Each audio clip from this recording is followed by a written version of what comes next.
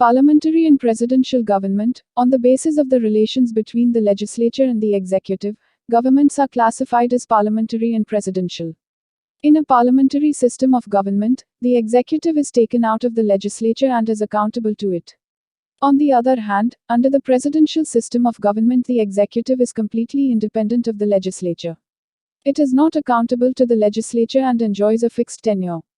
The main features of parliamentary government are presence of a nominal executive head in whose name the entire administration is carried on. This government operates on the principle of fusion of legislative and executive powers. The ministers are accountable to the legislature and can be ousted from their office through a vote of no confidence. It operates under the leadership of the Prime Minister. All the members of the cabinet are taken from the same political party. The deliberations of the cabinet are kept secret. The cabinet reserves the right to recommend dissolution of legislature in the event of the no confidence being passed against the cabinet. The parliamentary government has several merits viz. It ensures close cooperation between the legislature and the executive. It is a responsible government. It is flexible and can deal with emergencies effectively. Constant criticism keeps the government vigilant.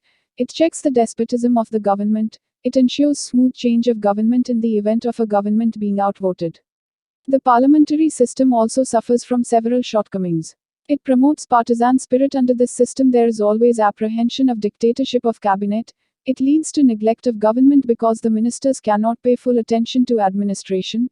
It enhances the influence of bureaucracy because the ministers are greatly dependent on them. It is unstable because it can be ousted from office anytime through a vote of no confidence. It is unsuited to deal with emergencies. The political parties tend to ignore the national interests and are motivated by the consideration of capture of power. Despite these defects, it has been observed that the system works quite smoothly on account of cooperation between the legislature and executive. Presidential system of government, on the other hand, operates on the principle of separation of powers. The main features of presidential system of government are the head of the state enjoys real powers. It operates on the principle of separation of powers. The cabinet under this system is accountable to president. The head enjoys a fixed tenure and cannot be removed from office before the expiry of this term. The head cannot dissolve the legislature before expiry of its term.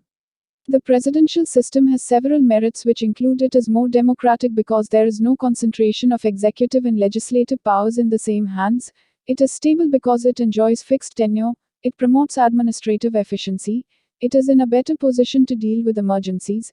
It ensures a government by experts. This system of government is immune from party spirit. It is best suited for countries with multiple party system. However, this government also suffers from several defects viz. There are greater choices of government becoming despotic. There is lack of cooperation between the legislature and the executive. It is weak in external affairs. Under this system the executive is not responsible.